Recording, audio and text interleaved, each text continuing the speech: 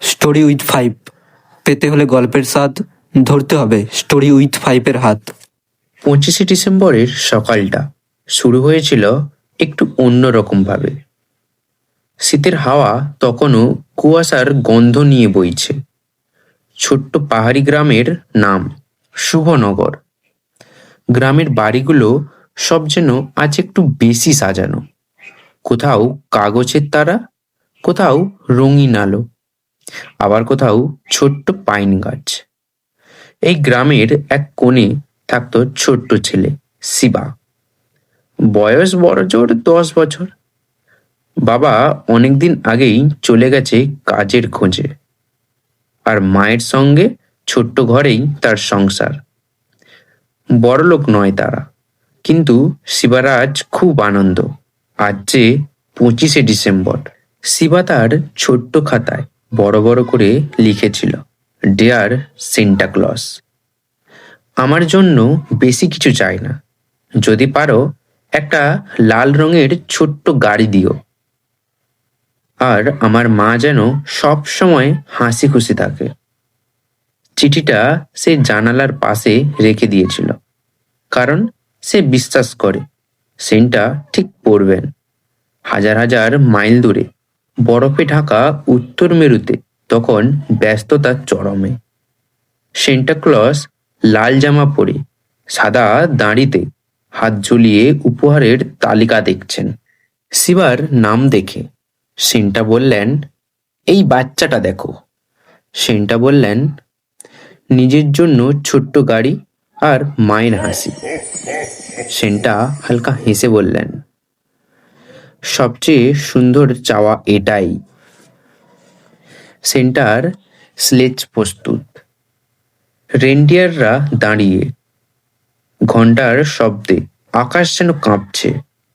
রাত গভীর হতে না হতেই শুভনগর ঘুমিয়ে পড়ল। শুধু কুকুরগুলোর মাঝে মাঝে ডাক শোনা যাচ্ছে। শিবা অবশ্য ঘুমোতে পারেনি।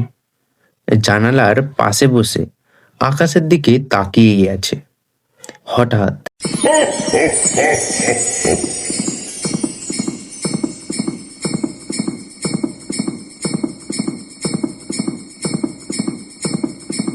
সে চোখ বড় বড় করে দেখল, আকাশে লাল আলো, আর তার মাঝে উড়ে আসছে একটা স্লেজ। সেন্টা! স্লেজটা নেমে এলো বাড়ির ছাদের ওপর। সেন্টা চুপি চুপি নামলেন, কিন্তু শিবার চোখ এড়ালো না। সেন্টা হেসে বললেন, তুমি ঘুমোওনি? শিবা কাঁপা গলায় বলল, আমি তোমার জন্য অপেক্ষা করছিলাম। সেন্টা বললেন, তুমি খুব ভালো ছেলে, জানো, সব উপহার দোকান থেকে আসে না। সেন্টা ব্যাগ থেকে বের করলেন একটা ছোট্ট লাল খেলনা গাড়ি। সে বলল, ধন্যবাদ সেন্টা। কিন্তু সেন্টা এখানেই থামলেন না।